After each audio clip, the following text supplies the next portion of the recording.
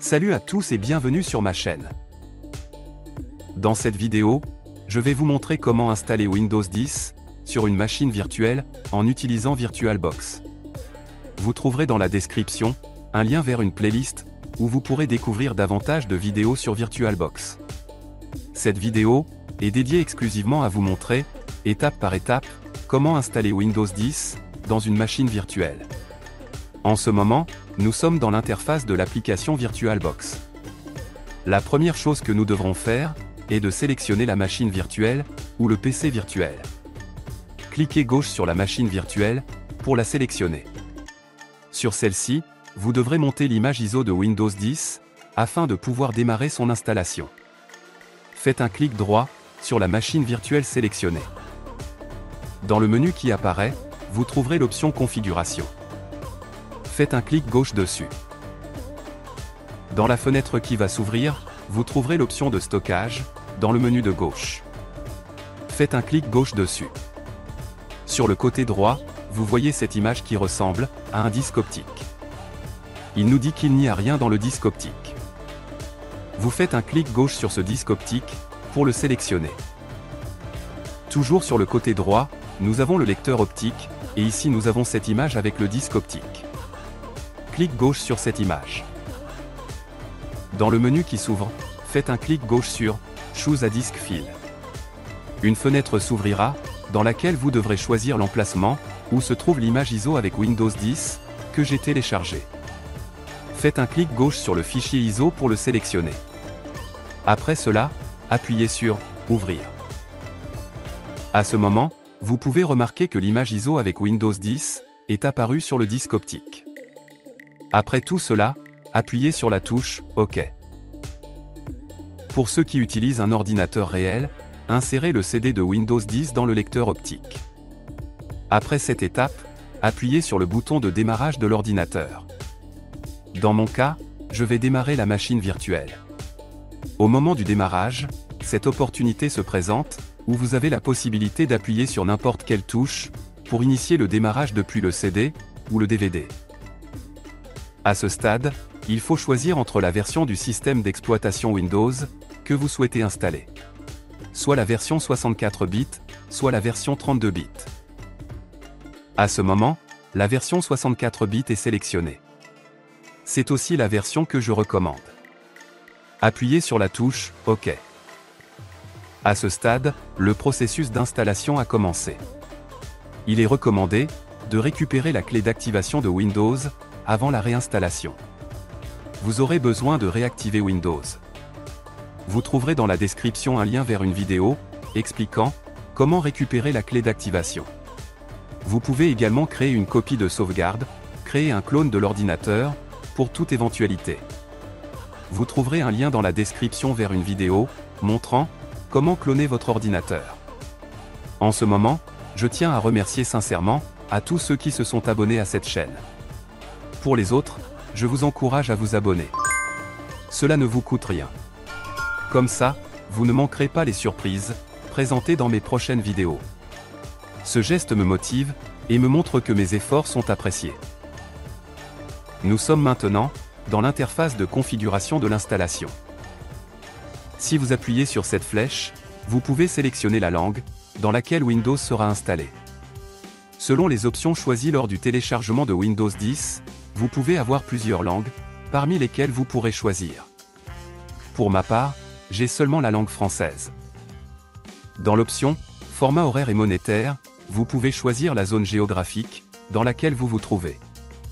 Dans l'option « Clavier ou méthode d'entrée », il est important de choisir le modèle de clavier que vous possédez. La sélection proposée, basée sur sa propre analyse, me convient. Dans ce cas, je vais appuyer sur « Suivant ». À cet endroit, nous avons l'option de réparation de l'ordinateur. Nous ne choisirons pas cette option. Nous souhaitons commencer une installation complète de Windows. Dans ce cas, nous allons sélectionner l'option « Installer maintenant ». Maintenant, nous sommes à l'étape d'activation de Windows. À ce stade, si vous avez une clé d'activation, vous devrez la saisir dans cette case. Si vous n'avez pas de clé d'activation, cliquez sur « Je n'ai pas de clé de produit ». Le processus d'installation se poursuivra sans aucun problème. Il est important de savoir qu'à l'endroit où vous installerez Windows, tout ce qui se trouve sur cette partition sera supprimé, et après cela, l'installation de Windows commencera. Je vous recommande de sauvegarder les images ou les documents importants avant d'installer Windows. Je n'ai pas de clé d'activation, je vais donc cliquer ici. À cette étape, nous avons la possibilité de choisir la version de Windows que nous souhaitons installer. Je choisis la version Windows 10 professionnel. Après que vous aurez également sélectionné la version souhaitée, appuyez sur « Suivant ». À cette étape, nous sommes invités à lire les termes du contrat de licence. Nous acceptons les termes et conditions de la licence en cochant cette case. Si vous ne le faites pas, vous ne pourrez même pas continuer. Ensuite, appuyez sur « Suivant ». La première option nous propose d'installer une mise à jour de Windows. Cette mise à jour sera installée par-dessus la version existante de Windows. Je ne souhaite pas une mise à jour, donc je ne choisis pas cette option. La deuxième option propose uniquement l'installation de Windows, ce qui correspond exactement à ce qui nous intéresse.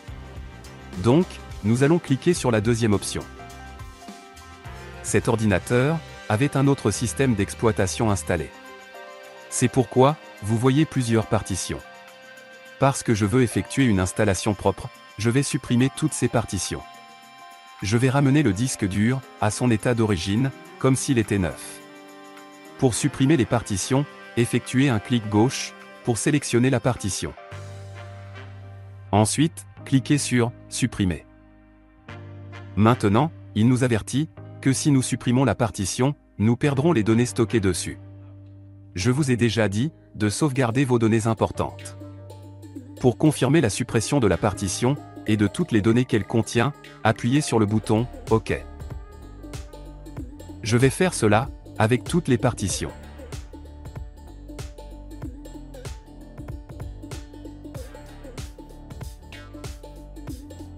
À ce stade, le disque dur est comme neuf.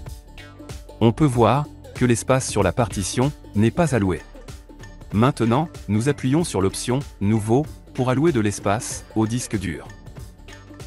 À cet endroit, il affiche la taille du disque dur. Je vais laisser la taille par défaut, donc je clique sur le bouton « Appliquer ». Il nous dit qu'il va créer des partitions supplémentaires pour les fichiers système. Je suis d'accord, donc je vais appuyer sur « OK ». Maintenant, il affiche la taille allouée au disque dur. Maintenant, le disque dur est prêt pour continuer l'installation de Windows. Soyez prêts à être étonnés par les surprises que je vous réserve dans mes prochaines vidéos. Pour être sûr de ne pas les manquer, abonnez-vous et activez les notifications. Pour ne pas rater mes prochaines vidéos, n'oubliez pas de vous abonner à ma chaîne. Si vous appréciez cette vidéo, n'hésitez pas à cliquer sur « J'aime ». Pour commencer l'installation, cliquez sur « Suivant ». Dans la première étape, il commence à copier les fichiers dans la mémoire RAM de l'ordinateur. L'étape suivante consiste à préparer les fichiers pour l'installation. Ensuite, il continuera avec leur installation. Vous devrez faire preuve de beaucoup de patience, car vous devrez attendre jusqu'à ce que l'installation soit terminée. J'ai déjà accéléré l'image pour ne pas vous faire attendre. De cette manière, vous pourrez voir les étapes du processus d'installation. Windows redémarrera ensuite l'ordinateur, puis l'installation se poursuivra. Étant donné que j'utilise une machine virtuelle dans l'application VirtualBox, cette machine virtuelle sera redémarrée. Pour ceux qui ont un ordinateur physique, ce sera un redémarrage normal. Parce que nous avons un CD dans le lecteur optique, il nous demandera comme d'habitude, d'appuyer sur n'importe quelle touche, pour démarrer depuis le CD. Cette fois-ci, nous n'appuierons sur rien du tout. Si vous appuyez sur une touche, vous recommencerez l'installation depuis le début. Donc, nous n'appuyons sur rien. Encore une fois, l'ordinateur redémarrera. Nous le laissons faire son travail. Laissez l'ordinateur démarrer normalement, sans appuyer sur aucune touche. nous devrons suivre quelques étapes de configuration avant de pouvoir utiliser Windows. Par exemple, ici, nous devons choisir la région où nous nous trouvons. Une fois que vous avez sélectionné la région, appuyez sur le bouton « Oui ». Maintenant, nous devons sélectionner le clavier. Nous voyons que le clavier déjà détecté est proposé, mais nous pouvons choisir celui que nous préférons. Je le laisse tel qu'il est. Une fois que vous avez sélectionné, appuyez sur le bouton « Oui ». On nous demande si nous voulons ajouter un deuxième clavier. Cette option peut également être trouvée dans Windows à tout moment. Pour le moment, je ne le souhaite pas, donc je clique sur « Ignorer ». J'ai accéléré l'image, pour ne pas vous faire attendre trop longtemps. À un moment donné, l'ordinateur va redémarrer. Nous devrons le laisser démarrer normalement, sans appuyer sur aucune touche du clavier, pour ne pas recommencer l'installation depuis le début. Je continue d'accélérer l'image, mais vous devez savoir que vous devrez attendre un certain temps, pendant que le système d'exploitation se prépare. On pourrait croire que nous sommes à la fin, mais ce n'est pas le cas. Nous avons encore quelques configurations à effectuer ici. Par exemple, nous avons deux options, ici. Nous choisissons la première option, si nous le configurons, pour une utilisation personnelle. Ou la deuxième option, si nous souhaitons le configurer, pour une organisation. Je choisis la première option, c'est-à-dire, une configuration pour une utilisation personnelle. Cliquez dessus, pour sélectionner l'option souhaitée, puis appuyez sur « Suivant ». Si vous avez un compte Microsoft que vous souhaitez utiliser, vous pouvez le saisir ici. Vous pouvez également entrer la clé de sécurité, si vous en avez une. Si vous n'avez ni clé de sécurité, ni compte Microsoft, vous pourriez être tenté de cliquer sur « Créer un compte ». Cependant, sachez que vous pouvez continuer, sans utiliser ce compte. Par exemple, je vais cliquer sur « Compte en dehors de la connexion ». À cette étape, nous devons saisir le nom de la personne qui utilisera l'ordinateur. Ensuite, appuyez sur « Suivant ». À ce stade, vous pouvez définir un mot de passe pour l'ordinateur au démarrage. Si vous ne le souhaitez pas, vous pouvez laisser l'espace vide et il ne vous demandera pas de mot de passe au démarrage de l'ordinateur. Je ne mets pas de mot de passe car j'utilise cet ordinateur uniquement pour moi. Une fois que vous avez pris votre décision, appuyez sur « Suivant ». Maintenant, nous allons décider si nous permettons aux applications Microsoft d'utiliser notre emplacement. Je ne veux pas autoriser cela, alors je vais cliquer sur « Non ». Ensuite, appuyez sur « Accepter ». Maintenant, si nous voulons autoriser la localisation de l'appareil, je vais sélectionner « Non ». Appuyez sur « Accepter ».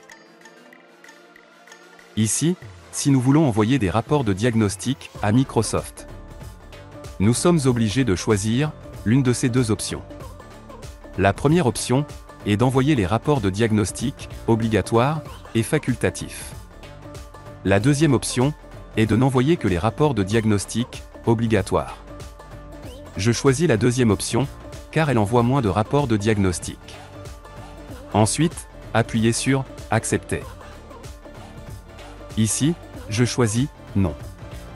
Vous pouvez choisir comme vous le souhaitez, je vous montre comment je souhaite le configurer. Appuyez sur « Accepter ». Ensuite, je choisis « Non ». Moins d'opérations à effectuer, plus d'économie de ressources, un ordinateur plus léger et plus rapide. Appuyez sur « Accepter ».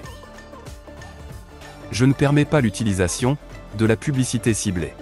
Alors je vais cliquer sur « Non ». Ensuite, appuyez sur « Accepter ».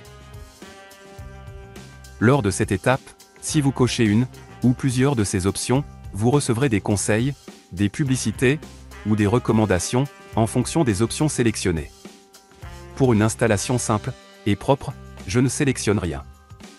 Pour continuer, j'appuie sur « Ignorer ».